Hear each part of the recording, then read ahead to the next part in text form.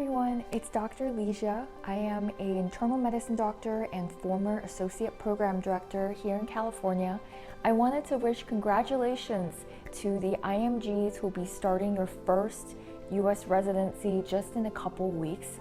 It is really a testament to your determination, hard work, and grit to have gotten to this point, and I hope that you've had the chance to celebrate this amazing victory with your loved ones. The first couple months of internship is a very steep learning curve for all interns, including IMGs. So my video today, I hope will help you make a smoother transition to starting out as a new resident, a new intern in the US healthcare system.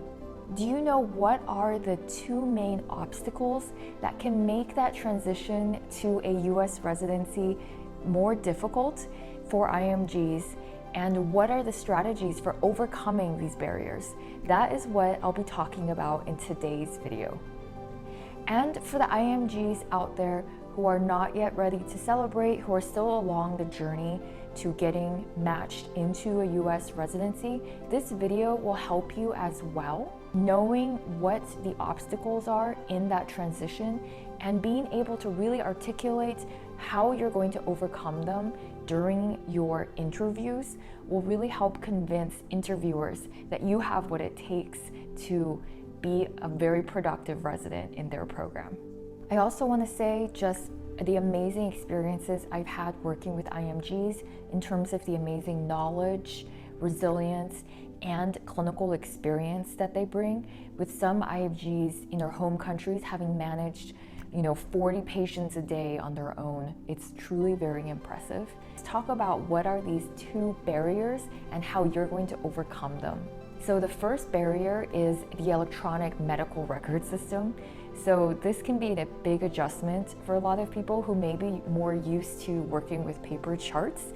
The advantages of the electronic medical record system are that we have sometimes decades of patients' records, every doctor's visit that they've had in the last few years, every lab results that they've ever done in the last few years. So it can be really helpful, but it is also information overload for doctors as well. So knowing how to navigate that system effectively and efficiently is really, really important. This is where having had a good amount of US clinical experience prior to starting your internship can be really helpful, because it helps you get used to EMRs, the most common one being, of course, Epic, so that you already know how to use that system really well before you start. Ask your seniors for their tips on how they pre-round the most efficiently, what templates they use for writing notes, HMPs, progress notes, DC summaries, and what dot phrases are commonly used by residents on certain rotations to save time, so that instead of writing the same kind of paragraph over and over again, you can just use this dot phrase. Other tips are to ask your residency program before you start if there'll be an opportunity for you to shadow a resident who's working on the inpatient service somewhere, just so you can observe what is their workflow, how are they using the EMR, what templates are they using. A lot of programs include a shadowing experience like this as part of orientation week, but some programs may not, so it doesn't hurt to ask the program if there's a chance that you are able to arrange a time to shadow a resident so that you can really polish and get tips on your EMR skills before you start. Consider asking for help from the chief residents once you get started. Sometimes you may be on a rotation where there's not a senior resident with you, or the senior resident is maybe very, very busy. So in a situation like that, remember as well that you have the chief residents as resources for you, and that you can ask them for tips as well. Efficiency in using the EMR is extremely important. So one tip I have for interns, once they kind of know the basics of how to use the EMR, is to challenge themselves by recording how much time they're spending on each step. For example, how much time does it take you to review and write down the vitals, the labs, the radiology results every morning for each patient? If it takes you 10 minutes, can you challenge yourself to narrow that down to 5 minutes, or even eventually like 2 or 3 minutes? You want to challenge yourself to do these things as quickly as you can because you will be carrying way more patients. The second main obstacle that many IMGs have to adjust to is clinical reasoning and different expectations of themselves in their role as a resident. So for some IMGs, you may have been doing this during your training already, but for other IMGs, clinical reasoning, especially for internal medicine programs, is something that's new. So being expected to come up with a good broad differential, being expected to come up with your own plans for patients rather than carrying out the attending's recommendations can be new for some IMGs who are used to like a more hierarchical healthcare system in other countries where the attending just kind of tells everyone what to do. It is an adjustment to get used to having your own explanations, your own reasoning for why you want to do what you want to do and defending your reasoning. Not like it's really an argument, but that, if this was an argument, that you'd be able to say, here's why I want to order that test because of this, and this reason, and being able to convince your attending that you are right in what you want to do. How do you develop clinical reasoning?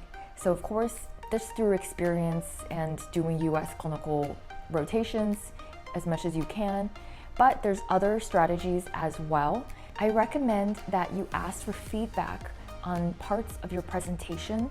It can be hard to get really specific feedback sometimes from your attendings, and so I recommend asking about specific parts. For example, what did you think about my differential diagnosis? I'm really working on that right now. Did you think that it was broad enough? Were there conditions that I should have included in there that I didn't mention? Or what did you think about the way that I did my summary statement for this case? Do you think that I could have, removed some parts of the history from there that was not as relevant? Was that thorough enough? And do you think that really summarized the patient the way that you see them as well? So asking for these specific feedbacks from your attending can also help you hone your skills and make sure that you're going the right track. I highly recommend the Clinical Problem Solvers, which is this podcast that I listen to, as well as a website that was started by former UCSF residents who are now faculty at UCSF and UCLA and other places. This is such an amazing resource that I tell to every student and resident that I've worked with, and I have no affiliation with them whatsoever. I just truly admire their work and I find it very helpful. So they have episodes that are 10 to 20 minutes long on their podcast where they will solve a case that they do not know what the diagnosis is, a clinical unknown, from start to finish, and they will talk out loud through their thought process as to how they get to the answer.